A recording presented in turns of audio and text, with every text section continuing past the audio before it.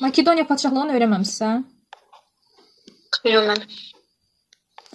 Yaxşı eləmisiniz. Yaxşı eləmisiniz?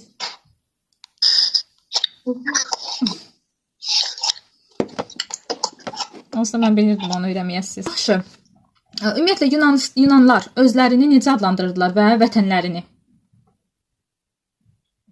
Özlərini elmlər adlandırırlar, vətənlərini də elm adlandırırlar. Ay sağ ol. Necə ki deyirdi Azərbaycan tarixindəki elm mədəniyyəti təsir eləmişdi Atropatena və Albaniya mədəniyyətlərinə, hə?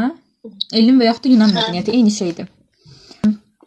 Daha sonra, bəs Afinada ilk metal pullar nə zaman zərb edildi, kəsildi? Eramızdan əvvəl. Tək eradan əvvəl 7-ci əsrdə. Ay sağ ol. Eradan əvvəl 7-ci əsrdə. Yunanistanda Agora nə idi? Bazar meydanı idi. Agora bazar meydanı. Marafon döyüşü. Neçənci ildə olub marafon döyüşü? Marafon da eradan əvvəl 490-cı ildə. Afina yaxınlığında olurdu. Marafon düzənliyində. Aha, 490-cı ildə olur. Burada kim qalib gələcək bu döyüşdə? Yunanlarda, hə. Yunanlar qalib gəlir və 1-ci Daranın deyir qoşunları sadəcə üstün olmasına baxmayaraq məğlub olurlar.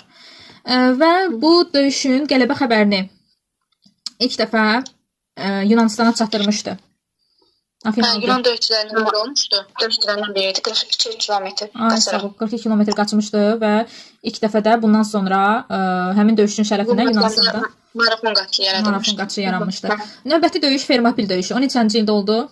480-ci ildə. Burada kim qalib gələcək? Birinci Daranın vəfatından sonra oğlu Sirkis. Əhəmənilər qalib gəlirdi. Orta Yunanistan Əhəmənilər qalib gəlirdi. Burada Yunanistan. Ümumiyyətlə bütün döyüşlərdə Yunanlar qalib gəlir. Bir dənə Fermopil döyüşü idi ki, Yunanlar məğlub olmuşdu, hə? Əhəmənilər qalib gəlir və haranı tuturlar? Lenotdur. Nədir oranı? Leonid, Sparta hökmdarı Leonid və döyüşçüləri deyir ki, xəyanət nəticəsində həlak olurlar. Və Əhəmənilər Orta Yunanistanı tuturlar. Növbəti döyüş Salamin dəniz döyüşü. 480-ci ildə də. Aha, burada yenə Yunanlar yenə qələbə qazanır.